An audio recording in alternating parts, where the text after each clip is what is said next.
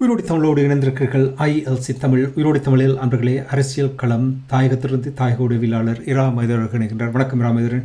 வணக்கம் தானே அன்பர்களுக்கும் நேர வணக்கம். உங்களுக்கும் அன்பர் சார்பாக வணக்கத்தை தெரிவித்துக் கொண்டு, நாங்கள் நேற்றைய தினம் அரசியல் கள நிகழ்ச்சியில் தமிழகத்தினுடைய சட்டமன்ற தேர்தல் தொடர்பான விடயங்களை பார்த்திருந்தோம். இப்பொழுது இன்னும் ஒரு சில மணி நேரங்கள் மட்டுமே இருக்கின்றது முடிவு வருவதற்கென்று கூறியிருந்தோம்.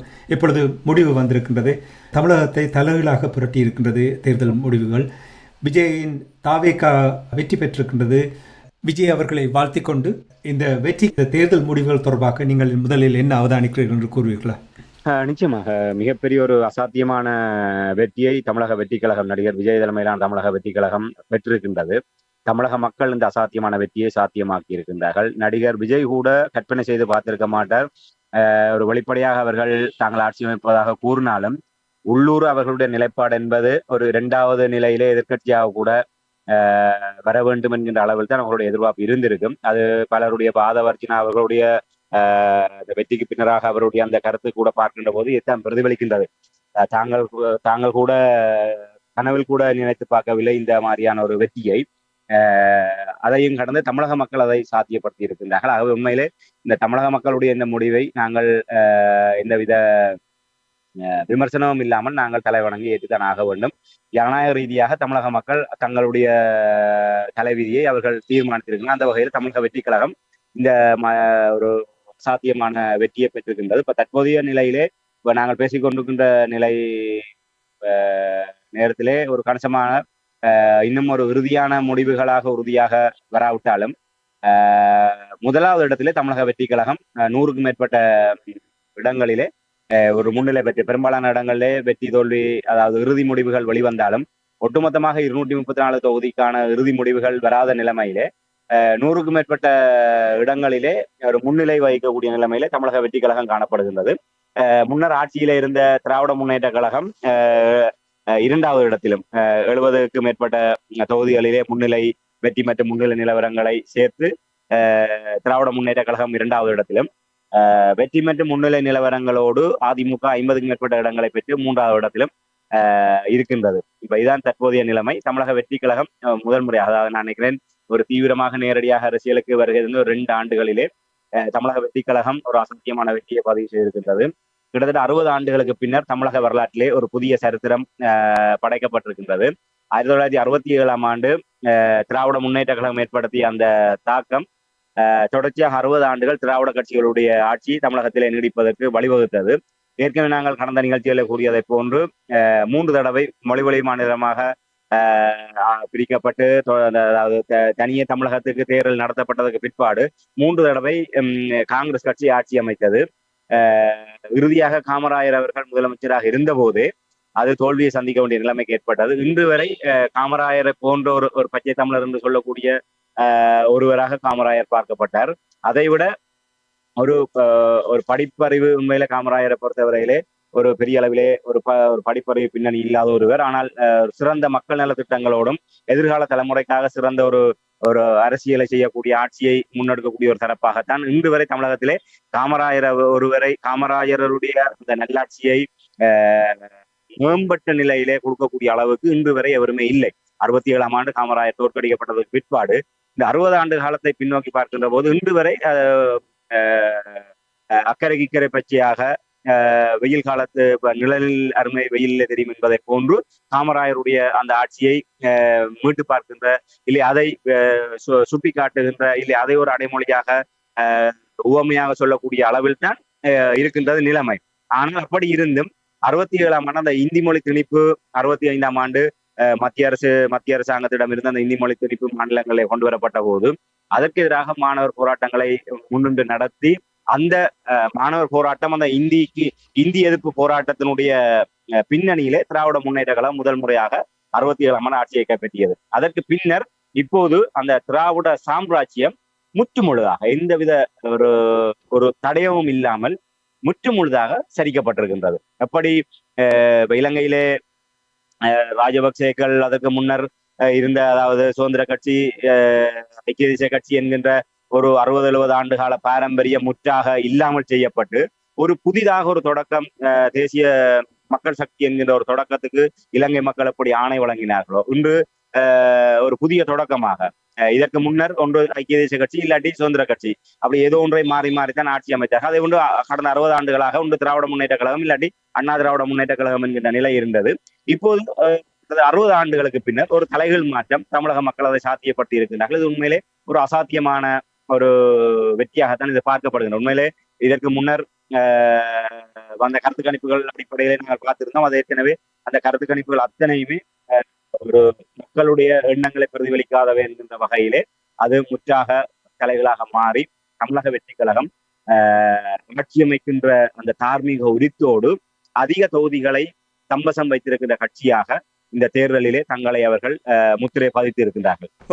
ராமேந்திரன், மாற்றங்கள் சொல்லாமல் தான் வரும் என்று நான் எப்பொழுதுமே நம்புவான். அந்த வகையில் இந்த மாற்றம் வந்திருக்கின்றது. இந்த மாற்றம் அவர்களுடைய செயல்பாட்டில் தான் தங்கியிருக்கின்றது. எவ்வாறு நடக்கும்? இப்போ நீங்கள் கூறியது போல் உலக பரப்பில் நீங்கள் எடுத்து பார்த்தீர்கள் என்றால் எத்தனையோ மாற்றங்கள் நடைபெற்றிருக்கின்றது. உலக ஒழுங்கில் மாற்றங்கள் நடைபெற்று கொண்டிருக்கின்றது. எது அப்படியான நேற்று நாங்கள் உரையாடும் பொழுது இந்த கருத்து கணிப்புகள் தொடர்பாக நீங்கள் கூறும் பொழுது இந்த கருத்து கணிப்புகளை கடந்து இந்த வெற்றிக்கு என்ன காரணம் என்று ஏதாவது அறியக்கூடியதாக இருந்ததா? உண்மையிலே ஒரே ஒரு காரணம் தான். அதாவது இந்த வெற்றிக்கு உரிய தரப்பாக இருக்கின்ற தமிழக வெற்றி கழகமாக இருக்கட்டும், நடிகர் விஜயாக இருக்கட்டும், இல்லை அவர்களுடைய முக்கியஸ்தர்களாக இருக்கட்டும், அவர்கள் கூட நினைத்து பார்க்க முடியாத ஒரு வெற்றியாக இது அமைந்திருக்கின்றது என்று சொன்னால் யாருமே எதிர்பார்க்கவில்லை. அந்த ஒரு விரல் புரட்சி, அந்த மக்கள் வாக்களிக்கின்ற போது மக்கள் தீர்மானித்த, அதாவது தேசமாக அந்த மக்கள் ஒரு தீர்மானத்தை எடுத்திருக்கின்றார்கள். திராவிட முன்னேற்ற கழகத்தை முற்றுமுழுதாக இல்லாமல் செய்ய வேண்டும். திராவிட முன்னேற்ற கழகம் வேண்டவே வேண்டாம் என்கின்ற ஆணித்தரமான முடிவின் வெளிப்பாடுதான் அது. இது தேர்தல் என்பது கிட்டத்தட்ட 5 கோடிக்கு மேற்பட்ட வாக்காளர்கள், ஒவ்வொருவரும் தனித்தனி துருவம். அது இலங்கையாக இருக்கட்டும், தமிழ்நாடாக இருக்கட்டும், இல்லை ஐரோப்பிய நாடுகளாக இருக்கட்டும், ஒரு குடும்பமாக கூட ஒருமித்து நிலைப்பாடு எடுப்பது என்பது அரிது. ஒரு 5 பேர் கொண்ட குடும்பத்திலே தாய் தந்தையர் ஒரு கட்சிக்கு வாக்களிப்பார்கள், பிள்ளைகள் ஒரு கட்சிக்கு, பிள்ளைகளாக இருப்பவர்கள் சகோதரர்கள் இன்னொரு பேர், ஒருவேளை ஒரு குடும்பத்திலே 5 பேர் என்றால் 5 பேரும் 5 கட்சிக்கு 5 சின்னத்துக்கு வாக்களிக்கின்ற நிலைமை கூட இருக்கும். ஆகவே ஒரு குடும்பமாக கூட ஒருமித்து ஒரு முடிவெடுக்க முடியாத நிலையிலே இன்று 5 கோடிக்கு மேற்பட்ட வாக்காளர்களிலே ஒரு பெரும்பாலானவர்கள், இப்ப தற்போது வருகின்ற முடிவுகளின் அடிப்படையிலே கிட்டத்தட்ட 30% மேலான வாக்குகள், 1.5 கோடி வாக்குகளை தமிழக வெற்றி கழகம் சுவீகரித்திருக்கின்றது. ஆகவே ஒரு 5.5 கோடி வாக்காளர்களே 5 கோடி குறைவான வாக்காளர்கள் வாக்களித்து இருக்கின்றார்கள். அதிலே கிட்டத்தட்ட ஒரு 30-40% மக்கள் ஒருமித்து ஒரு முடிவை எடுத்திருக்கின்றார்கள் என்று சொன்னால் அதுதான் மாற்றம். அந்த மாற்றத்தை தமிழக மக்கள் ஏற்படுத்தியதற்கான அடிப்படை காரணம் என்பது திராவிட முன்னேற்ற கழகம். அந்த திராவிட முன்னேற்ற கழகத்திலே எந்த விதமான ஒரு தயவுதாட்சண்யம் இல்லாமல் அவர்களுடைய ஆட்சியை முடிவுக்கு கொண்டு வர வேண்டும் என்கின்ற ஒற்றை காரணம் மட்டும்தான் இந்த தலைகள் மாற்றத்துக்கு காரணம் என்று நம்புகின்றேன். அதை தவிர வேறு எந்த காரணமும் இருக்க முடியாது. அதற்கு பின்னர் நாங்கள் உபகாரணங்களாக, அதற்கு பின்னராக நாங்கள் சில விடயங்களை வரிசைப்படுத்தி கொண்டு போகலாமே தவிர ஒரே ஒரு காரணம் தான் அந்த மக்களை தவிர, அந்த மக்களுக்கு கூட அந்த தனியாக ஒருவரும் வாக்களிக்கின்ற போது அவர்களுக்கு கூட தெரிந்திருக்காது இப்படியான ஒரு நிலையிலே இந்த முடிவு வரும் என்று. கூட்டாக தொகுத்து பார்க்கின்ற போது இந்த அசாத்தியமான முடிவு வந்திருக்கின்றது என்றால் ஒவ்வொரு வீட்டுக்குள்ளும் இந்த ஆட்சி மாற்றம் வர வேண்டும், திராவிட முன்னேற்ற கழகத்தை முற்றுமுழுதாக வீட்டுக்கு அனுப்ப வேண்டும் என்கின்ற முடிவை ஒவ்வொரு வீட்டுக்குள்ளும் அவர்கள் எடுத்திருக்கின்றார்கள் என்பதனுடைய பிரதிபலிப்பாகத்தான் நாங்கள் இதை பார்க்க முடிகின்றது. ஆகவே திராவிட முன்னேற்ற கழகத்தை முற்றுமுழுதாகவே வேறறுக்க வேண்டும் என்கின்ற நோக்கத்தோடு தமிழக மக்கள் ஏற்படுத்திய அந்த ஒரு விரல் புரட்சியினுடைய பிரதிபலிப்பாகத்தான் தமிழக வெற்றி கழகத்தினுடைய இந்த அசாத்தியமான வெற்றியை நான் பார்க்கின்றேன். எப்படி சொல்ல முடியும் திராவிட முன்னேற்ற கழகம் பழம்பெரும் திராவிட கட்சி என்று? அதுக்கு என்ன காரணம்? உண்மையில நீங்கள் குறிப்பிட, நான் ஆரம்பத்தில் குறிப்பிட்டதை போன்று 1967ஆம் ஆண்டு அதனுடைய வரலாறு என்பதே மிகப்பெரிய கடினமானது. என்று தமிழகத்தினுடைய மூளை முடுக்கெல்லாம் அவ்வளவு தூரத்துக்கு இந்த தமிழ் மொழி மீதான உணர்வாக இருக்கட்டும், இன்று நாம் தமிழர் கட்சி சீமானவர்கள் இவ்வளவு தமிழ் மொழியை பற்றி பேசுகிறார்கள். அந்த திராவிட அந்த கருணாநிதி அவர்களோ இல்லை அறிஞர் அண்ணா அவர்களோ இல்லை அதுக்கு பின்னால் இருந்தவர்களோ என்று அவர்கள் பிறப்பு வழியாக தமிழர்களாக இல்லாவிட்டாலும் அவர்கள் அந்த தமிழ் மொழி மீதான அந்த பற்றையும் தமிழ் மொழி உரிமையையும் முன்னிலைப்படுத்தித்தான் அவர்கள் அரசியல் செய்தார்கள். இது அவர்களுடைய அடையாளமே தமிழாகத்தான் இருந்தது. ஆனால் அவர்கள் அந்த தமிழுக்காக எவ்வளவு விசுவாசமாக இருந்தார்கள், அந்த தமிழ் ஆட்சி மொழியை காப்பாற்றுவதற்கு இல்லை அந்த மொழி சார்ந்த தமிழர்களை காப்பாற்றுவதற்கு என்ன செய்தார்கள் என்பது வேறு விடயம்.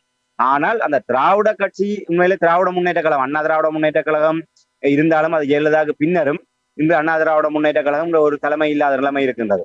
ஆனால் அறிஞர் அண்ணா, கலைஞர் கருணாநிதி, மு.க. ஸ்டாலின், அதுக்கு பின்னர் இன்று உதயநிதி ஸ்டாலின் என்கின்ற அளவுக்கு அந்த திராவிட முன்னேற்ற கழகத்தினுடைய நிலைமை இன்று அது அடுத்த நிலையை நோக்கி சென்று கொண்டிருக்கின்றது. இன்னும் ஒரு பழம்பெரும் தலைவர்கள் அந்த திராவிட முன்னேற்ற கழகத்தினுடைய தோற்றுவாயாக இருக்கக்கூடிய பழம்பெரும் தலைவர்களை கூட இன்று தக்க வைக்கக்கூடிய ஒரு கட்சியாக அது பலராலும் ஆச்சரியமாக பார்க்கப்படுகின்றது. ஏன் அவ்வாறு அந்த நிலைமை ஏற்பட்டதுனாக இன்று நாங்கள் ஏற்கனவே கடந்த நிகழ்ச்சியிலே தெளிவாக பார்த்திருந்தோம். இந்த மு.க. ஸ்டாலின் தலைமையிலான திராவிட முன்னேற்ற கழகம் எப்படியான நிலையிலே தமிழகத்திலே ஆட்சியை செய்து கொண்டிருக்கின்றது. இன்று போதைக்காடாக தமிழகம் மாறிக்கொண்டிருக்கின்றது. அது ஒவ்வொரு குடும்பத்தையும் மிக வலுவாக கேள்விக்குள்ளாக்கி இருக்கின்றது என்றால் இதை நோக்கி இந்த தமிழகம் சென்று கொண்டிருக்கின்றது. இதை நோக்கி எங்களுடைய தலைமுறை சென்று கொண்டிருக்கின்றது. அடுத்த தலைமுறையினர் எங்களுடைய பிள்ளைகளுடைய எதிர்காலம் என்பது இவ்வாறான கேள்விக்குள்ளாக்கப்பட்டு கொண்டிருக்கின்றது. இன்று ஆணவ படுகொலைகள், இன்று அரசியல் காரணங்களுக்காக இந்த விடயங்கள் எல்லாம் ஊக்குவிக்கப்படுகின்றது, கண்டும் காணாமல் விடப்படுகின்றது. ஏற்கனவே நான் கடந்த நிகழ்ச்சியில் குறிப்பிட்டதை போன்று தமிழ்நாடு அரசாங்கமே வைன் ஷாப்பை வைத்து மதுசாரத்தை விற்பனை செய்கின்றது. அந்த மதுசாரத்தினுடைய பாதிப்பை விட போதைப் பொருளுடைய பாதிப்பு என்பது இன்று அடுத்த தலைமுறையே முற்றுமுழுதாக அந்த குருத்துக்களை கூட கருக வைத்து முற்றுமுழுதாகவே எதிர்காலமே ஒரு சூன்யமாக கூடிய அளவுக்கு தமிழ்நாடு போதைக்காடாக மாறிக்கொண்டிருக்கின்றது. அது மட்டும் இல்லாமல் பல்வேறு வாழ்வுரிமை பிரச்சனைகளோடு சம்பந்தப்பட்டதாக இந்த தமிழக திராவிட முன்னேற்ற கழகத்தினுடைய இந்த கடந்த 5 ஆண்டுகள் ஆட்சி என்பது ஒரு வேதனை மிகுந்த ஆட்சியாக இருக்கின்றது. இதன் காரணமாக ஒவ்வொரு குடும்பத்திலும் தமிழகத்திலே இருக்கக்கூடிய ஒவ்வொரு குடும்பத்திலும் அவ்வாறான பிரதிபலிப்பு உணரப்பட்டிருக்கின்றது. இல்லை என்று சொன்னால் ஒரு ஆளுங்கட்சியாக இருக்கக்கூடிய ஒரு கட்சி இவ்வாறு இப்படியான ஒரு படுதோல்வியை சந்திக்கக்கூடிய அளவுக்கு இந்த நிலைமை வந்திருக்காது. ஏனென்று சொன்னால் உங்களுக்கு தெரியும், திராவிட முன்னேற்ற கழகம் ஏற்கனவே நான் கடந்த நிகழ்வுகள் எம்ஜிஆர் அவர்கள் தான் தொடர்ச்சியாக ஒரு தடவை முதலமைச்சராக இருந்தபோது அடுத்த முதலமைச்சராக வந்திருக்கின்றார். அறிஞர் அண்ணாவுக்கு பின்னர் கருணாநிதி அவர்கள் கூட 2வது தடவையாக அவர்களால் அந்த ஆட்சியை தக்க வைக்க முடியாத அளவுக்கு தான் இருந்தது. ஒன்று கருணாநிதி அவர்களுக்கு எம்ஜிஆர் அவர்கள் வந்தார். எம்ஜிஆர் தொடர்ச்சியாக அடுத்த முறையும் வந்தார். அதற்கு பின்னர் ஜெயலலிதா அவர்கள் 2 தடவை வந்தார். 2011, 2016 ஜெயலலிதா அவர்கள் 2 தடவை தொடர்ச்சியாக முதலமைச்சராக தன்னுடைய அந்த பதவியை தக்க வைத்தார்.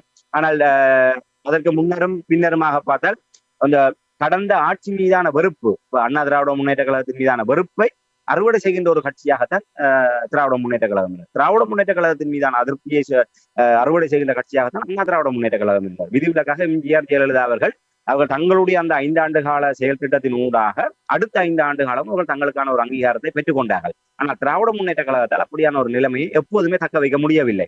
அதன் காரணமாகத்தான் அவர்கள் ஒரு அந்த ஆட்சி வெற்றிடத்தின் மீதுதான் இவர்கள் மீதான ஒரு ஈர்ப்பு மக்களிடையே செல்கின்றதை தவிர, ஆகவே கடந்த எடப்பாடி பழனிசாமி தலைமையிலான ஓபிஎஸ் அவர்களுக்கு இடையில ஏற்பட்ட குழப்பங்கள், ஜெயலலிதாவினுடைய இறப்புக்கு பின்னர் ஏற்பட்ட அந்த ஒரு தலைமைத்துவ போட்டி, அதிமுகவோடு ஏற்படுகின்ற உள்கட்சி பூசல்கள், ஒரு உறுதியான தலைமைத்துவம் இல்லாத நிலைமை, ஒரு உறுதியாக கொள்கை முடிவெடுக்க முடியாத தன்மை, இப்படியான பல குறைபாடுகளோடு 2026ஆம் ஆண்டு தேர்தலை முகம் கொடுத்ததன் காரணமாகத்தான் மு.க. ஸ்டாலின் அவர்கள் வெற்றி பெறக்கூடிய ஒரு நிலைமை வந்தது. அதாவது அண்ணா திராவிட முன்னேற்ற கழகம் ஜெயலலிதாவினுடைய மறைவுக்கு பின்னர் உறுதியாக ஒற்ற தலைமையிலே அது சரியாக நடைபோட்டிருந்தால், இல்லை தமிழக வாழ்வுரிமை பிரச்சனைகளிலே விட்டுக் கொடுப்பற்று உறுதியாக மக்கள் ஆணையின்படி அந்த 1 கோடி 1.5 கோடி வாக்காளர்களுடைய பலத்தோடு அந்த அண்ணா திராவிட முன்னேற்ற கழகம் தொடர்ந்து பயணித்திருந்தால் 2021ஆம் ஆண்டு திராவிட முன்னேற்ற கழகத்தினுடைய ஆட்சி என்பது சாத்தியப்பட்டிருக்காது. ஆகவே அதிமுகவினுடைய பலகீனத்தில் தான் மு.க. ஸ்டாலின் அவர்களுடைய ஆட்சி கட்டமைக்கப்பட்டது. ஆகவே அது ஒரு உறுதியான பலத்திலே கட்டமைக்கப்பட்ட ஆட்சியாக நாங்கள் கருதிவிட முடியாது. ஆகவே இதுதான் இந்த சர்க்கிளுக்கு காரணமாக நான் பார்க்கிறேன். திராவிட முன்னேற்ற கழகம் ஒரு பாரம்பரிய கட்சியாக இருந்தாலும் தொடர்ச்சியாக கருணாநிதி, ஜெயலலிதா என்கிற இருவரும் ஆளுமைகளுக்கு பின்னர் தமிழகத்திலே ஒரு மிகப்பெரிய ஒரு வெற்றிடம் ஏற்பட்டது. இல்லை, அவர்கள் தான் அதனுடைய அடிப்படை நாயகர்களாக இருந்தார்கள். அவர்கள் இல்லாததுக்கு பிற்பாடு இவர்களுடைய கடந்த காலம் என்பது அந்த வரலாற்றோடு பின்னிப்பிணையாத ஒன்றாக இருக்கின்றது. ஆகவே திராவிட முன்னேற்ற கழகத்தினுடைய அந்த வரலாறு என்பது இப்போது கருணாநிதியினுடைய குடும்ப வரலாறு என்பதாக மாற்றப்பட்டிருக்கின்றது. இவ்வாறான பின்னணியில் தான் அந்த திராவிடம் என்பதையோ இல்ல திராவிட கட்சியினுடைய பூர்வீகம் என்கின்றதையோ இந்த இடத்துல நாங்கள் ஒப்பிட்டு பார்க்கவோ உரிமை கோரிவிடவோ முடியாது. ஆகவே இப்படியான பல பலகீனங்கள் தான் இந்த தமிழக மக்கள் ஒட்டுமொத்தமாகவே ஒரு முறைமை மாற்றத்துக்கோ இல்லை ஒரு ஒரு தலைகள் மாற்றத்துக்கு அவர்கள் அப்படியான ஒரு தீர்மானத்தை எடுப்பதற்கு காரணம் என்று நான் நம்புகின்றேன். நீங்கள் கூறுகின்ற காரணங்களை நான் புரிந்து கொள்கிறேன் ராமேந்திரன். ஆனால் பிரச்சனை என்னவென்று சொன்னால், உங்களுக்கு தெரியும், அந்த பழக்கப்பட்டவர்கள், நீண்ட காலமாக இருந்தவர்கள், எவ்வளவு விமர்சனங்கள் இருந்தாலும் அந்த மக்கள் ஆதரித்து வாக்கு போட்ட திமுக அதிமுக கட்சியினர் இருக்கும் பொழுது இப்படி ஒரு மாற்றம் காண்பதற்கு இப்போ நாங்கள் கூறுவது பார்த்தால் எத்தனையோ ஆண்டு கால அரசியல் இங்கே, அதற்கு இப்படி ஒரு மாற்றத்தை வருவதற்கு என்ன காரணம்? உண்மைதான். இப்ப இதிலே ஒன்று வாரிசு அரசியல் இதிலே பிரதானமாக சொல்ல முடியும். சற்று முன்னர் நான் குறிப்பிட்டதை போன்று திராவிட முன்னேற்ற கழகத்தினுடைய தோற்றுவா என்பது அந்த தமிழ் மக்களுடைய உணர்வு எழுச்சியிலே உணர்வு கொந்தளிப்போடு அது உருவானதுதான் திராவிட முன்னேற்ற கழகத்தினுடைய, அதாவது இந்தி மொழியை வலிந்து திணிக்க முற்பட்ட போது அந்த தமிழ் உணர்வோடு தமிழ் மொழி பற்றோடு கட்டமைக்கப்பட்டதுதான் ஒட்டுமொத்த தமிழகத்திலும் அது பீரிட்டெழுந்தது. அந்த மொழி உணர்வு, அந்த மொழி உணர்வை விதைத்தது திராவிட முன்னேற்ற கழகம். அப்போது திராவிட முன்னேற்ற கழகத்தினுடைய பேச்சாளர்களாக அறிஞர் அண்ணா, மு கருணாநிதி, எம்ஜி ராமச்சந்திரன் திராவிட முன்னேற்ற கழகத்தில் இருந்தவர்கள். அதே போன்று இளஞ்செழியன் உள்ளிட்ட பலர் இருந்தார்கள், நெடுஞ்செழியன் உள்ளிட்ட பலர் இருந்தார்கள். அந்த திராவிட முன்னேற்ற கழகத்திலே அந்த மொழி உரிமைக்காக மிக ஒரு உணர்ச்சி வசப்பட்ட நிலைமையிலே அந்த உணர்வுகளை கடத்தக்கூடியவர்களாக இருந்தார்கள். அது மாத்திரமல்லாமல் மக்களிடையே அந்த உணர்வு அப்போது சுதந்திரத்துக்கு பின்னர், இலங்கை சுதந்திரம் பெற்றதுக்கு பிற்பாடு ஒரு சடுதியாகவே குறிக்கப்பட்ட காலத்திலே ஒரு மொழி அடக்குமுறை வந்தபோது அந்த மொழி அடக்குமுறைக்கு எதிராக எத்தனையோ பேர் தீக்குளித்திருக்கின்றார்கள். மிக உணர்வுபூர்வமான பிரச்சனையாக அது மாறியது. ஆகவே அப்போது கருணாநிதி அவர்கள், அறிஞர் அண்ணா அவர்கள் இந்த திரைத்துறையில இருந்தார்கள். திரைத்துறையில இருந்து கொண்டு அது தொடர்பான பல திரைப்படங்களின் ஊடாகவும் அந்த ஒரு கருத்து நிலைப்பாடுகளை வலுப்படுத்தினார்கள். அந்த நிலைமை ஓரளவு தொடர்ச்சியாக இடையறந்து போகாமல் இருந்தது. அறிஞர் அண்ணா அவர்கள் முதலமைச்சராக இருந்த போதாகட்டும், இல்லை கருணாநிதி அதற்கு பின்னர் எம்ஜிஆர் அவர்கள் வந்தபோது கூட எம்ஜிஆர் அவர்கள் கட்சியிலே வஞ்சிக்கப்பட்ட போது தன்னுடைய தலைமைக்காக, அதாவது கருணாநிதிக்கு பிறகு மு.க. ஸ்டாலின் என்கின்ற நிலை வராமல் எம்ஜிஆர் அதை தம்பசப்படுத்தி விடுவார் என்கின்ற நிலையிலே எம்ஜிஆரை நோக்கி அதிக புகழ் ஈர்ப்பு செல்கின்ற ஒரு நிலையிலே எம்ஜிஆரை கட்சியிலிருந்து வெளியேற்ற வேண்டும் என்கின்ற பின்னணியில் தான் கருணாநிதி அவர்களால் எம்ஜிஆர் வஞ்சிக்கப்படுகின்றார். அவ்வாறான ஒரு பின்னணியில் தான் எம்ஜிஆர் வெளியே தள்ளப்படுகின்ற போது அவர் அண்ணா திராவிட முன்னேற்ற கழகம் என்கின்ற ஒரு கட்சியை அவர் உருவாக்கி அவர் புதிதாக அரசியல் காண்கின்றார். ஆனால் எம்ஜிஆர் அவர்கள் 77ஆம் ஆண்டு அவர் தேர்தலை எதிர்கொள்வதற்கு முன்னர் அவர் கிட்டத்தட்ட ஒரு 20 ஆண்டுகள் திராவிட அரசியலோடும் அதே நேரத்திலே அவருடைய திரை படத்தினூடாக மக்கள் நல திட்டங்களோடும் அவர் ஒரு வறிய மக்கள் போற்றுகின்ற, ஏழைகள் போற்றுகின்ற ஒரு நபராக, தலைவராக தன்னை எப்போதும் அந்த 77ஆம் ஆண்டு தேர்தலுக்கு முன்னரே அவர் தன்னை நிலைநிறுத்தியவர். அதன் காரணமாக எம்ஜிஆரை கூட மக்கள் ஏற்றுக்கொண்டார்கள். திராவிடத்தினுடைய தொடர்ச்சியாக அல்லாமல் எம்ஜிஆருடைய தனிப்பட்ட காரணங்களுக்காக ஏற்றுக்கொண்டார்கள். கருணாநிதி அவர்களை திராவிடத்தினுடைய தொடர்ச்சியாக பார்த்தார்கள். எம்ஜிஆர் அவர்களை திராவிடத்தினுடைய தொடர்ச்சியாக அவரை அந்த திராவிடத்தினுடைய வாரிசாக என்கின்ற, அதிலே நாங்கள் திராவிடரா தமிழரா என்கின்ற விவாதத்துக்கு நான் செல்லவில்லை. மக்களுடைய பார்வை என்பது எம்ஜிஆருக்கு இருந்தது எம்ஜிஆருடைய தனிப்பட்ட கவர்ச்சி, அந்த தனிப்பட்ட நன்மதிப்பு. அது மட்டும்தான் எம்ஜிஆருக்கு பின்னாலே மக்கள் அணுகிறல காரணம். அந்த திராவிடத்தினுடைய அந்த ஒரு பெருமைக்கு மத்தியிலும் எம்ஜிஆருக்கு பின்னாலே மக்கள் திரள்வதற்கான காரணம் அந்த எம்ஜிஆர் அதுக்காக தன்னை தகவமைத்துக் கொண்டார். இன்று எம்ஜிஆருடைய திரைப்படத்திலே இன்று ஒரு புகைப்பிடிப்பது போன்றோ இல்லை அப்படியான என்றால் இளைஞர்களையோ வருங்கால தலைமுறையோ தன்னை பின்பற்றுபவர்கள் மீது ஒரு தவறான விடயங்களை எல்லாம் அவர்களுக்கு சுமத்திவிடக் கூடாது என்பதிலே மிக தெளிவாக இருந்தார். தன்னை ஒரு முன்மாதிரியாக கொண்டு நடப்பவர்கள் எவ்வாறு இருக்க வேண்டும் என்பதற்கு ஒரு முன்னுதாரணமாக அவர் நடந்து கொண்டார். ஆனால் இன்று அப்படி அல்ல. இன்று அந்த திரைப்படத்தினுடைய தேவைகளுக்காக இன்று அவர்கள் ஒரு மது போதை மற்றும் ஒரு சமூக விரோதமான செயல்பாடுகளுடைய ஒரு குவி மையமாக கதாநாயகர்கள் காட்டப்படுகின்றார்கள். ஆனால் அதன் காரணமாக அதை பின்பற்றுகின்ற லட்சக்கணக்கான கோடிக்கணக்கானவர்களும் தங்களுடைய ஆதர்சனமான கதாநாயகனை போன்றே தங்களை பின்பற்றுகின்ற போது அவர்களும் அவ்வாறான விடயங்களை பின்பற்ற நிர்பந்திக்கப்படுகின்றார்கள். ஆனால் எம்ஜிஆர் அப்படி அல்ல. ஆகவே அந்த திராவிடத்தினுடைய தொடர்ச்சி என்பது மாறி எம்ஜிஆர் அதிமுக என்பது வேறு விதமாக இருந்தால் திராவிட முன்னேற்ற கழகத்திலே கருணாநிதியினுடைய காலத்துக்கு பின்னர் வலிந்து வைகோ அவர்கள் வெளியே தள்ளப்பட்ட போது கூட ஸ்டாலினுக்காக, அதற்கு பின்னர் ஸ்டாலின் வலிந்து அங்கே துணை முதலமைச்சராக கொண்டு வரப்பட்டார். அதுக்கு பின்னர் முதலமைச்சராக வந்தார். இப்போது ஸ்டாலின் முதலமைச்சராக வருகின்ற போதே, துணை முதலமைச்சராக வருகின்ற போதே ஒரு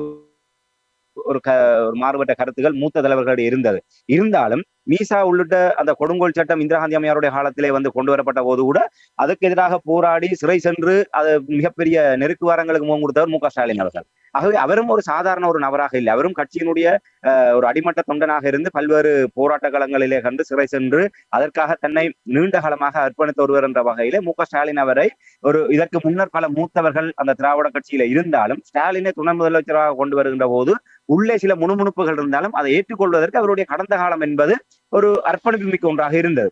ஆனால் இன்று அதே தரப்புகள் ஸ்டாலின் அவர்களை துணை முதலமைச்சராக கொண்டு வருகின்ற போது இருந்து முணுமுணுத்த அதே அந்த மூத்தவர்கள் இப்போதும் இருக்கின்ற போது உதயநிதி ஸ்டாலின் என்பவர் மிக சொகுசாக வானத்திலிருந்து இறங்கியதை போன்று திராவிட முன்னேற்ற கழகத்துக்குள் கொண்டு வரப்பட்டு அவர் அடுத்த முதலமைச்சர் அவருக்கு கீழ் தான் எல்லோருமே இருக்க வேண்டும் என்கின்ற அளவுக்கு நிலைமை மாறுகின்ற போது கட்சிக்குள்ளேயோ அதிருப்தி ஏற்படுகின்றது.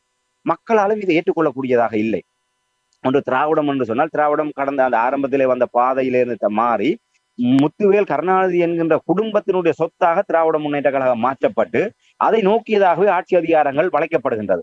இந்த நிலைமை நீடித்தால் உதயநிதியினுடைய மகன் இன்பநிதி கூட அடுத்த அவர் வரும் வரை அவருக்கும் அந்த திராவிட முன்னேற்ற கழகம் காத்திருக்க வேண்டிய என்ற அளவுக்கு அந்த கட்சியினுடைய நிலைமை மடைமாற்றப்பட்டு கொண்டிருக்கின்றது. ஆகவே இந்த விடயங்கள் எல்லாம் மக்களால் அதிருப்தியாக பார்க்கப்படுகிறது. முதன்மையாக அந்த வாரிசு அரசியல், அதாவது ஸ்டாலினை கூட ஓரளவு ஏற்றுக்கொண்டவர்கள் உதயநிதி ஏற்றுக்கொள்ளாததுக்கான காரணம் என்பது அவருக்கான ஆளுமை இல்லை அவர் கடந்த காலம் அந்த அர்ப்பணிப்பு மிக்க ஒரு தொடர்ச்சி இல்லாத நிலைமைகள், இது ஒரு அடிப்படையான விடயமாக பார்க்கப்படுகின்றது. ஆகவே திராவிட முன்னேற்ற கழகம் பழம்பெரிய கட்சியாக இருந்தாலும் அது தன்னைத்தானே தனக்கு குழி தோண்டி புதைத்ததை போன்று அவர்கள் தங்களுக்கான ஒரு நிலையை ஏற்படுத்தி கொண்டார்கள். இதைவிட மக்கள் இன்று திராவிட முன்னேற்ற கழகத்தினுடைய மீதான கடுமையான அதிருப்தி தான் இதற்கு காரணம் என்பதற்கான மிகச்சிறந்த உதாரணம் முதலமைச்சராக இருந்த மு.க.ஸ்டாலின் அவர்களே படுதோல்வியை சந்திக்கின்ற அளவுக்கு இந்த மக்களுடைய முடிவு இருந்திருக்கிறது சொன்னால் அதுதான் அந்த நாங்கள் சொல்கின்ற அந்த ஒற்றை காரணம். திராவிட முன்னேற்ற கழகத்தை முற்று முழுதாக வேறறுக்க வேண்டும் என்று திராவிட முன்னேற்ற கழகத்திலே நாளைக்கு 30க்கும் மேற்பட்ட அமைச்சர்கள் இருந்தார்கள். அந்த 30க்கும் மேற்பட்ட அமைச்சர்கள்ல 20க்கும் மேற்பட்டவர்கள் படுதோல்வியை சந்தித்திருக்கின்றார்கள். ஆகவே முதலமைச்சராக இருந்த மு.க.ஸ்டாலின் அவர்கள் படுதோல்வி அடைந்திருக்கின்றார்.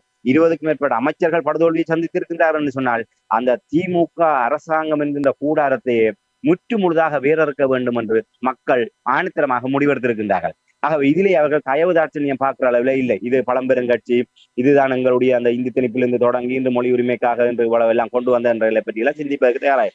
ஆனால் ஒரு கட்டத்திலே புற்றுநோய் மிக மோசமான நிலைமையிலே உயிருக்கு ஆபத்தான நிலைமையிலே அந்த சத்திர சிகிச்சை செய்து மேலும் அந்த புற்றுநோய் பரவாமல் இருப்பதற்கு ஒரு வைத்தியர்களுடைய ஆலோசனையிலே அந்த நோயாளியோ இல்லை நோயாளி சார்ந்த குடும்பத்தினரோ என்ன முடிவெடுப்பார்களோ அந்த மனநிலையிலே தமிழக மக்கள் இறுதியான ஒரு இதை விட்டால் டூஓ டை என்கின்ற அளவிலே தான் அவர்கள் இந்த முடிவு எடுத்திருக்கின்றார்கள்.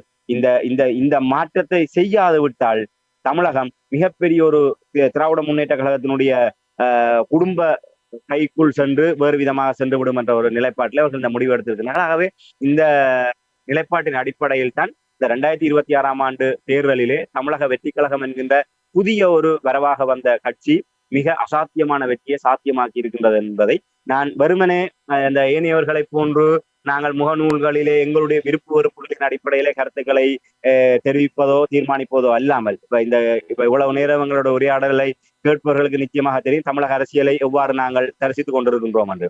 ஆகவே அந்த தமிழக அரசியல் அந்த மக்களுடைய மனமாற்றங்கள் இப்ப உண்மையிலே இது எல்லோருக்குமே ஒரு கசப்பான ஒரு முடிவு தான். விஜய் இப்ப என்னை பொறுத்தவரையிலே விஜயனுடைய விருப்பத்துக்குரிய கதாநாயகன். ஆனா என்னுடைய விருப்பம் என்பது வேறு, தமிழகத்தினுடைய எதிர்காலம் என்பது வேறு. ஆனால் அதையும் மீறி தமிழக மக்கள் அந்த முடிவு எடுத்திருக்கின்றார்கள் சொன்னது அதை நாங்கள் மதித்துத்தான் ஆக வேண்டும். அதற்கான காரணம் என்பது திராவிட முன்னேற்ற கழகம் தமிழக மக்களால் முற்று முழுதாக வெறுத்தொதுக்கக்கூடிய அளவுக்கு மக்கள் விரோதமான ஆட்சியை செய்தது. அதனுடைய பலனாக இன்று அதை அனுபவித்துக் கொண்டிருக்கின்றது. இன்று தமிழக மக்கள் அவர்கள் வாக்களித்தக்கூடிய பலனை அவர்களால் அடுத்த 5 ஆண்டுகளிலே எதிர்நோக்க வேண்டியவர்களாக இருப்பார்கள். நீங்கள் இப்ப தமிழகத்தில் திராவிட முன்னேற்ற கழகம் அதிமுக தொடர்பாக அதிருப்தி தொடர்பாக நீங்கள் கூறும்பொழுது தமிழ் திராவிடத்தினுடைய ஆதிக்கம் என்ற இந்த விடயங்கள் எல்லாம் நீங்கள் கூறுவது எனக்கு புரிகிறேன். ஆனால் அப்படி ஒரு நிலைமையாக தமிழகத்தில் உள்ள மக்கள் பார்த்திருந்தால் ஏன் இவர்கள் எல்லோரும் நாம் தமிழர் கட்சியை நோக்கி செல்லாமல் இங்கே மாறாக விஜய் அவர்களுடைய கட்சிக்கு ஆதரவு வழங்கியதற்கு என்ன காரணம்? உண்மையில நல்ல ஒரு கேள்வி. உண்மையிலே நாம் தமிழர் கட்சி என்பது ஒரு தமிழகத்துக்கான அவர்களுடைய பயணம் என்பது உண்மையிலே நீண்ட நெடிய பயணமாக தான் இருக்கின்றது. உண்மையிலே ஒரு 6 கோடி மக்கள் கொண்ட தமிழ்நாட்டிலே கிட்டத்தட்ட 5.5 கோடி மக்கள் வாக்காளர்களாக இருக்கின்றார்கள் என்றால் நாம் தமிழர் கட்சியினுடைய கொள்கைகளை உளப்பூர்வமாக ஏற்றுக்கொண்டு 2021 அதுக்கு பின்னர் நடைபெற்ற அந்த தேர்தலிலே அவர்களுக்கு 35 லட்சம் வாக்குகள் மக்கள் செலுத்தி இருக்கின்றார்கள். ஆகவே அதுதான் ஒரு ஆரம்ப புள்ளியாக பார்க்கப்படுகின்றது. இன்று ஏற்பட்டிருக்கின்ற இந்த புரட்சி என்பது ஒரு குடும்பமாக, அதாவது ஒட்டுமொத்த தமிழக குடும்பத்திலும் இதனுடைய பிரதிபலிப்பு இருந்திருக்கின்றது. அதன் காரணமாகத்தான் ஒரு புதிய சின்னம், புதிய கட்சி, இதுவரை தேர்தல் கட்சியாக பதிவு செய்யப்படாத கட்சி, ஒரு பொது சின்னமாக அவர்களுக்கு இப்போது ஒரு சின்னம் வழங்கப்பட்டிருக்கின்றது. அப்படி இருந்தும் விஜய் தொடர்பான எந்தவித பின்னணியும் இல்லை, அவர் வந்தால் என்ன செய்வார் என்கின்ற எந்தவித உத்தரவாதமும் இல்லை. வெறுமனே ஒரு திரை கவர்ச்சி என்கின்ற ஒரு விடயத்துக்காக மட்டுமே 1.5 கோடி மக்கள் அவர்களுக்கு வாக்களித்திருக்கின்றார்கள் என்று சொன்னால், அவர்கள் அந்த ஒரு கொள்கை ரீதியான நிலைப்பாட்டோடு அவர்கள் செல்லவில்லை என்பது எங்களுக்கு பிரதிபலிக்கின்றது. ஆக நாம் தமிழர் கட்சி என்பது ஒரு கொள்கை ரீதியாக தங்களை தகவமைத்துக் கொண்டு வர கட்சி. இன்றைய 2010 அரசியல் கட்சியை தொடங்கியவர்கள் இந்த 16 ஆண்டுகளிலே 1.1 இன்று 8.2 என்கின்ற வாக்கு சதவீதத்துக்கு அவர்கள் உயர்ந்தது அவர்களுடைய ஒரு கொள்கை நிலைப்பாட்டை சார்ந்து ஒரு ஆரோக்கியமான எதிர்கால தலைமுறையை தமிழகத்தை நோக்கியதான ஒரு ஆரோக்கியமான அரசியலின் வழியே அவர்கள் புடம் போட்டு கொண்டு வந்தார்கள். ஆகவே இந்த இடத்திலே நாம் தமிழர் கட்சியை நாங்கள் இப்ப இந்த இடத்திலே ஒரு விடயம், இந்த தமிழக வெற்றி கழகத்தினுடைய வருகை இந்த 2026 தேர்தலில் இல்லாதிருந்திருந்தால் நிச்சயமாக தேர்தல் முடிவு என்னால் நாங்கள் இந்த விடயத்தை நாங்கள் சொல்கின்ற போது அது ஒரு கற்பனையாக இருக்கலாம். ஆனால் இன்று மக்களுடைய இந்த அதிருப்தி என்பது நிச்சயமாக ஒரு நீர்பூத்த நெருப்பாக இருந்திருக்கும். தமிழக வெற்றி கழகம் விஜயனுடைய வருகை இல்லாத இந்த தேர்தல் களம் இருந்திருந்தால் திராவிட முன்னேற்ற கழகம் இந்த தமிழக வெற்றி கழகத்தினுடைய நிலையிலே ஏற்கனவே நாங்கள் கணித்ததை போன்ற ஒரு தொங்கு சட்டமன்றமாக ஒரு 90 100 இல்லை 100 105 வகையான இடங்களை பெற்றுக்கொள்ளக்கூடிய அளவிலோ இல்லை அதிமுகவும் திமுகவும் சரிசமனாக ஆசனங்களை பங்குகொள்ளக்கூடிய நிலையில இருந்திருக்கும். இல்லை அந்த அதிருப்தி என்பது மூன்றாவதாக, ஏனால் திமுகவும் அதிமுக என்பது ஒரே உடைய பட்டைகள் என்பது தமிழக மக்களுடைய அவதானிப்பு. ஆகவே இருவேறான வாக்கு வங்கிகளை கொண்டதுதான் திராவிட முன்னேற்ற கழகம். திராவிட முன்னேற்ற கழகத்திலிருந்து உடைகின்ற அதிருப்தி வாக்கள் என்பது அதிமுக விட்டு வெளியே செல்வதற்கான வாய்ப்புகள் இருக்கின்றன. வெளியே செல்வதற்கான ஒரு தரப்பாக நாம் தமிழர் இருக்கின்றது. ஆகவே அந்த அதிருப்தி என்பது நாம் தமிழருக்கு வந்திருந்தால் நாம் தமிழர் கட்சி ஒரு 3வது சக்தியாகவோ இல்லை ஒரு 2வது இடத்துக்கு வருவதற்கான வாய்ப்புகள் இருந்திருக்கும். அதாவது தமிழக வெற்றி கழகத்தினுடைய வருகை இல்லாத இருந்திருந்தது. இன்னும் தமிழக வெற்றி கழகத்துக்கான வாக்களிப்பு என்பது திராவிட முன்னேற்ற கழகத்துக்கு பாடம் படிப்பிக்க வந்து நாம் தமிழர் கட்சி தெளிவான ஆட்சி வரையறைகளை கொண்டிருக்கின்றது. நாங்கள் ஆட்சிக்கு வந்தால் என்னென்ன செய்வோம், இளைஞர்களுக்கு என்ன விதமான, பெண்களுக்கு என்ன விதமானது, விவசாயிகளுக்கு என்ன விதமானது, இல்லை ஒரு ஏற்றுமதி பொருளாதாரம் எப்படியானது, தற்சார்பு பொருளாதாரம் எப்படியானது, வெறுமனே வார்த்தைகளில் அல்லாமல் செயல்முறை ரீதியாக அந்த தற்சார்பு பொருளாதாரத்தின் ஊடாக எப்படி ஒரு வேலையற்ற தமிழகம், அதாவது வேலை அற்ற ஒரு நிலை என்கிற நிலைமை முழுமையாக எல்லோருக்குமே ஒரு வேலை வாய்ப்பை கொடுத்து எல்லோருமே தற்சார்பு நிலையிலே ஒட்டுமொத்தமாக தமிழகத்தை ஒரு உயர்வான நிலைமையை கொண்டு செல்வதற்கான ஒரு ஆக்கப்பூர்வமான திட்டம். ஆனால் இந்த திட்டத்தை மக்கள் புரிந்து கொள்வதற்கும் இதை ஏற்றுக்கொள்வதற்கும் ஆன காலம் என்பது இதுவாக இல்லை. நாங்கள் ஏற்கனவே கூறுகின்ற போது இந்த 2026 என்பது நாம் தமிழர் கட்சிக்கு அடுத்த ஒரு படிநிலை வளர்ச்சியாக 2031 தீர்மானமிக்க ஒரு தேர்தலாக இருக்கும் என்பதுதான் அந்த படிநிலை ரீதியாக அவதானிக்கப்பட்ட ஒன்று.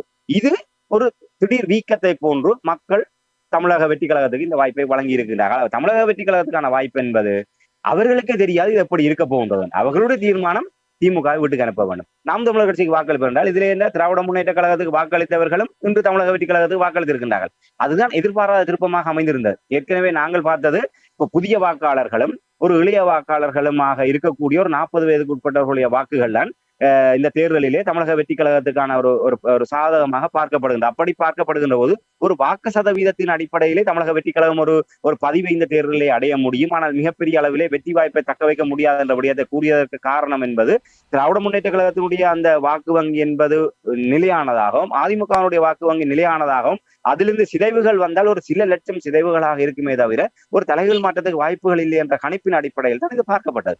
ஆனால் இன்று ஏற்பட்டிருக்கிற நிலைமை என்பது திராவிட முன்னேற்ற கழகத்தினுடைய கோட்டையே சுக்குநூறாக உடைகிறது. அதாவது சென்னை திராவிட முன்னேற்ற கழகத்தினுடைய கோட்டையாக இல்லை.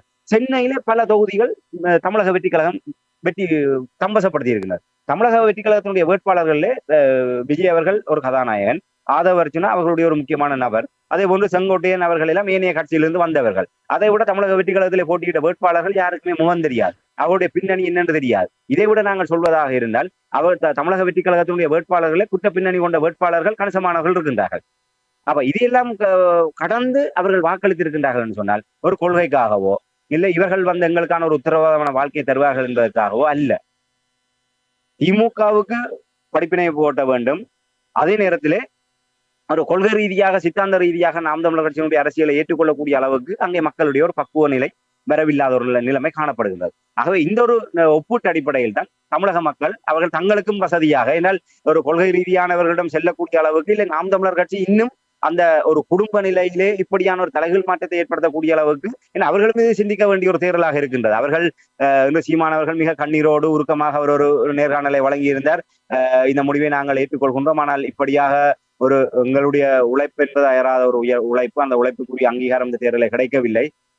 ஆகவே அது மிகுந்த மன வருத்தத்தை ஏற்படுத்துவதாக அவர் பதிவை குறிப்பிட்டிருந்தாலும் அவர்களும் இதிலே கற்றுக்கொள்ள வேண்டிய விடயம் என்னன்னு சொன்னால், நாங்கள் சித்தாந்தங்கள் கொள்கைகளை பேசிக் கொண்டிருக்கின்ற போது அது அடிப்படையிலே அந்த மக்களிடையே அதை ஏற்றுக்கொள்ளக்கூடிய அளவுக்கான வழிமுறைகளை நோக்கி நாங்கள் அடுத்த நிலையிலே எங்களுடைய செயல்முறைகளை மாற்றியமைக்க வேண்டிய ஒரு படிப்பினையும் இந்த தேர்தலிலே அவர்களுக்கு ஏற்படுத்தியிருக்கிறார். அதன் காரணமாகத்தான் புதிய வரவாக இருக்கின்ற கொள்கைகளற்ற, நிச்சயமற்ற, உத்தரவாதமற்ற ஒரு தரப்புக்கு அந்த வாக்குகளை வழங்கி இருக்கின்றார்கள் என்று சொன்னால் அந்த விசப்பரீட்சைக்கு மக்கள் தயாராக இருக்கின்றார்கள். இதை நான் மிக சுருக்கமாக சொல்வதாக இருந்தால், இலங்கையில் ஏற்பட்ட தேர்தலோடு நாங்கள் ஒப்பிட்டு சொல்வதாக இருந்தால், ஈழத்தமிழர்கள் ஏற்பட்டிருக்கின்ற அந்த நிலையினுடைய பிரதிபலிப்பு தொப்புள் கொடி உறவு வழியாக தமிழகத்திலே பிரதிபலித்திருக்கின்றது என்பதை நான் அவதானிக்கின்றேன்.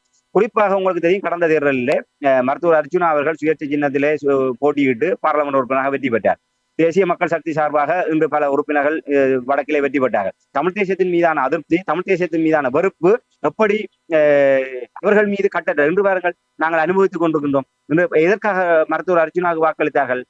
அவர் என்ன செய்வார் என்று யாருக்குமே தெரியாது. ஆனால் திடீர் பிரபல்யம், அவர் வந்து எங்களுடைய பிரச்சனைகளை பேசுகின்றார், அவர்தான் ஒருவர், அவர் தீர்ப்பாரா இல்லையா என்பதில் அவர்களுக்கு தெரியாது. ஆனால் எங்களுக்காக எங்களுடைய பிரச்சனைகளை பேசுவதற்கு ஒரு ஆள் வந்திருக்கின்றாரு, அதற்கான அங்கீகாரத்தை அவர் கொடுக்க வேண்டும். அந்த பேசுகின்றார் என்ற ஒரு காரணத்துக்காக தான் மருத்துவர் அர்ஜுனாவுக்கு வாக்களித்தார்கள். இதை விட என்பிபி அனுரகுமார திசாநாயக்கா என்கின்ற ஒரு புதிய பிம்பம். அனுரகுமார திசாநாயக்கா அவர்கள் வடக்கு கிழக்கை பிரித்தது அவர்தான், எங்களுடைய சுனாமி கட்டமைப்பை இல்லாமல் செய்தது அவர்தான், எங்களுடைய இந்த விடயங்களை எல்லாத்தையும் தடுத்து நிறுத்தி ஒரு இனப்படுகொலை உச்சம் பெறுவதற்கு அடிப்படை காரணமாக இருந்தது இவர்தான். இன்று பேச்சுவார்த்தை நோர்வே தலைமையிலான கண்காணிப்பு குழுவை இலங்கையிலிருந்து வெளியேற்றி ஒரு மிக போர் தீவிரம் பெறுவதற்கான அடிப்படை காரணமே அனுரகுமார திசாநாயக்கா தலைமையிலான தேசிய மக்கள் சக்தி, அதாவது ஜேவிபி தான் காரணம். இதெல்லாம் தெரிந்து கொண்டும் தமிழர்கள் ஒரு விசப்பரீட்சைக்கு தயாரானார்கள். ஒட்டுமொத்தமாக நாடு அனுர என்கின்ற அலைக்குள் அல்லாடி கொண்டிருக்கின்ற போது ஒரு புதிய முகமாக இந்த ராஜபக்சேகள், ரணில், ஐக்கிய தேசிய கட்சி இதற்கெல்லாம் மாற்றாக வருகின்ற ஒரு தரப்புடன் நாங்கள் ஒரு சந்தர்ப்பத்தை கொடுத்து பார்ப்போம். அந்த சந்தர்ப்பத்தை தமிழ் தேசியத்துக்கு கொடுக்காமல் அவர்களுக்கு கொடுத்தது என்பது அந்த ஒட்டுமொத்த கவர்ச்சியின் பாட்பட்டு அதுதான் நடந்தது சீமானவர்களுக்கு. நாம் தமிழர் கட்சி என்பது ஒரு ஒரு ஒரு ஆரோக்கியமான நிலையில பார்க்கப்பட்டாலும் அதை கடந்து ஒரு பெரிய ஒரு கவர்ச்சிகரமான ஒரு தரப்பாக விஜய் அவர்கள் பார்க்கப்பட்டார். அதன் காரணமாக மக்களுடைய பார்வை அங்கே இருந்து இங்கே எப்படி தமிழ் தேசியத்தின் மீதான எதிர்ப்பும் அதிருப்தியும் குவிமையப்படுத்தப்பட்டு இப்படியாக சிதறிப்போய் இப்படியான கொள்கையற்ற தரப்பினருக்கும் தமிழ் தேசியத்துக்கு விரோதமானவர்களுக்கும் அந்த வாக்குகள் சென்றதோ அதே போன்றுதான் தமிழகத்திலும் திராவிடம் என்கின்ற நிலைப்பாடுதான் கடந்த 60 ஆண்டுகளாக தமிழகத்தை கட்டி போட்டு வைத்திருந்தது. அந்த திராவிட அரசியல் என்பது தமிழ் மக்களை ஏமாற்றி விட்டது.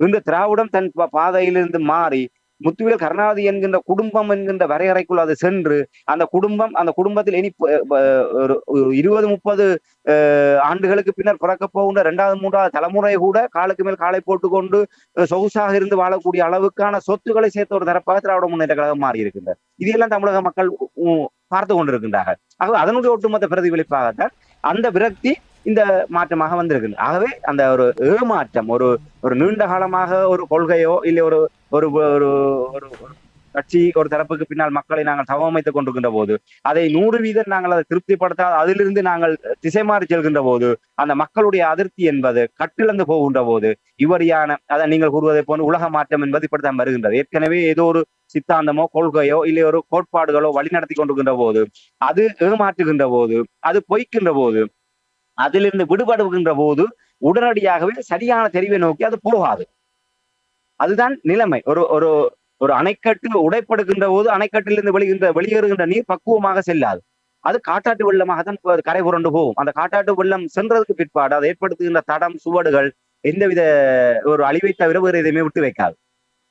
அதே போன்றுதான் இந்த ஒரு இதுவரை காலமும் ஒரு சித்தாந்தம், கொள்கை, கோட்பாடுகள் ஒரு விடயங்களுக்குள்ளாக கட்டமைக்கப்பட்ட நிலைமை அதிலிருந்து விடுபட்டு செல்கின்ற போது அது சரியான ஒரு தீர்மானகரம் மிக்கதாக அல்லாமல் அவர்களுடைய சிந்தை வழியே அவர்கள் ஒரு கவர்ச்சிகரமாக தற்காலிகமாக தெரிகின்ற ஒரு இலக்கை நோக்கி அவர்கள் வழிநடத்தப்பட்டிருக்கின்றார்கள். அதன் காரணமாக நாம் தமிழர் கட்சி அந்த இலக்கை சரியான முறையிலே அறுவடை செய்யாமல் போயிருக்கின்றது என்றால் நான் அவதானிக்கின்றேன்.